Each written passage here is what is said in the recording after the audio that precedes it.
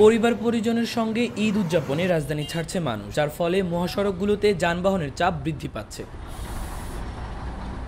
ঢাকা চট্টগ্রাম মহাসড়কে কুমিল্লার ১০৫ কিলোমিটার অংশে ঘরমুখো মানুষের চাপ বেড়েছে যানবাহন চলাচলে। শেষ কর্মদিবস শেষে ঘরমুখো মানুষরা গন্তব্যে পৌঁছার তাগিদে মহাসড়কে যানবাহনের চাপ বেড়েছে। মহাসড়কের কুমিল্লার অংশ দিয়ে যানবাহনের চাপ অন্য সময়ের চেয়ে অনেক বেশি বেড়েছে।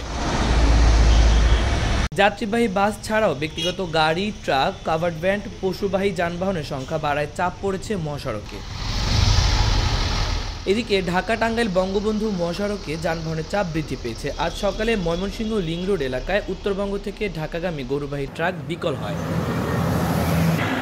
যার ফলে ঢাকা টাঙ্গাইল বঙ্গবন্ধু সেতু মহাসড়কের এলেঙ্গা থেকে রসুলপুর এলাকা পর্যন্ত অন্তত ৮ কিলোমিটার এলাকা জুড়ে প্রায় ঘণ্টাব্যাপী যানবাহনের দীর্ঘ লাইন সৃষ্টি হয়। এতে এই এলাকায় যানবাহন চলে থেমে থেমে।